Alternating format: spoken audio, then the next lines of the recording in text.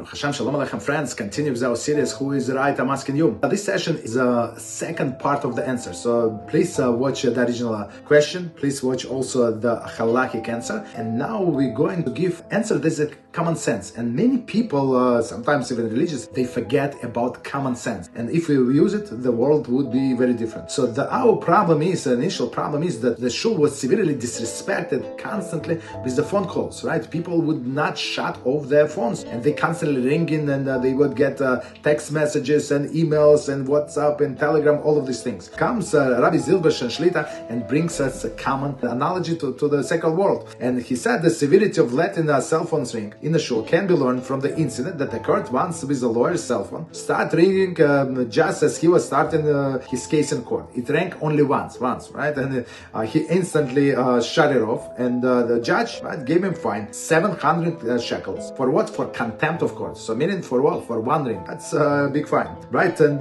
they bring on the bottom the similar story that once occurred. That phone started ringing in court, and irate judge banged this gavel and then protested the audacious contempt of the court. The phone kept ringing, and the judge threatened the owner with heavy fine. The phone continued to ring, and the judge became increasingly angry until finally somebody approached him and whispered, "It's your phone."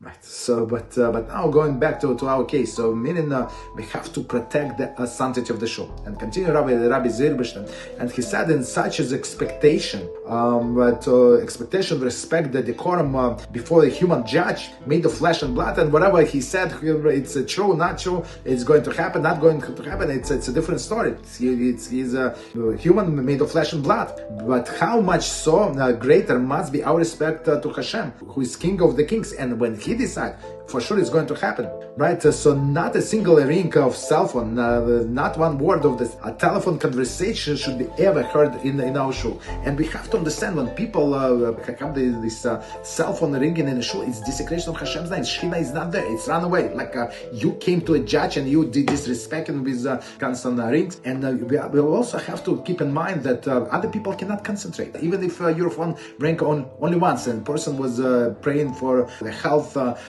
For some kind of salvation of their life, and they had concentration now because somebody's phone rang, they lost their concentration. So this person is going to be responsible for everything that did not happen because other people could not concentrate. And plus is disrespect of Hashem name. Please join me with respect of the shul when we don't even talk one word forbidden word in the shul. What is allowed in the shul? Only whatever it says in the siddur, that's it, right? Needless to say, cell phone. One with us and be holy.